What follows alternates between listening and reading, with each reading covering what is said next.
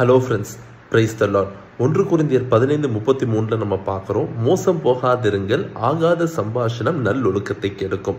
So நம்மளுடைய நல் ஒழுக்கத்தை ஒரு நண்பன் கெடுக்கிறான், இல்லைன்னா நம்ம பாவத்தின் பாதையில ஒரு நண்பன் நடத்துகிறான் அப்படின்னா வசனம் என்ன சொல்லுதுன்னா நம்ம மோசம் போகிறதுக்கு சமமாக இருக்குது. அது ஒரு ஆகாத சம்பாஷணைன்னு அர்த்தம்.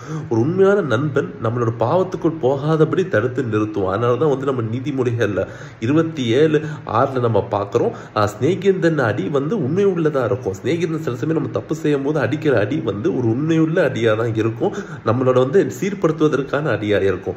வசனத்துல ஒரு எடுத்துக்காட்டு நம்ம பார்த்தோம் அப்படின்னா 2 சாமுவேல் 13:3 நம்ம பார்க்கிறோம். அம்னோன் அப்படிங்கிற ஒருத்தனை குறித்து நம்ம பார்க்கலாம். இந்த அம்னோன் யாருன்னா தாவீதோட பையன்.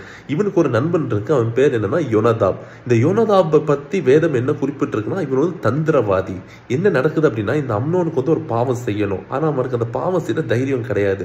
இந்த யோனதாப் என்ன பண்றான், நல்லா பிரெயின் வாஷ் பண்ணி இதை பாரு, நீ அதை பண்ணு, இதை பண்ணு, இப்படி பண்ணலாம், அப்படி பண்ணலாம்னு சொல்லி பாவம் செய்வதற்கான தைரியத்தையும் அதை எப்படி செய்ய வேண்டும் என்ற தந்திரமான திட்டத்தையும் அவனுக்குள்ள சொல்லி பாவம் செய்ய வச்சுட்டான். இது எங்க போய் முடிஞ்சிச்சு அப்படின்னா அந்த அம்னோன் கடைசியில் என்ன பண்ணாங்க, கொன்று போட்டாங்க. ஸோ சில சமயம் சில நண்பர்கள் இப்படிதான் நம்மள பாவம் செய்ய வச்சு அவங்க செய்ய மாட்டாங்க, நம்மளை செய்ய வச்சு நம்மள ஆபத்துக்குள்ள தள்ளிட்டு அவங்க எஸ்கேப் ஆயிடுவாங்க. ஸோ இந்த பச்சோந்தி நண்பர்கள்ல இருந்து நம்ம விலகி இருப்பது நல்லது. God bless you.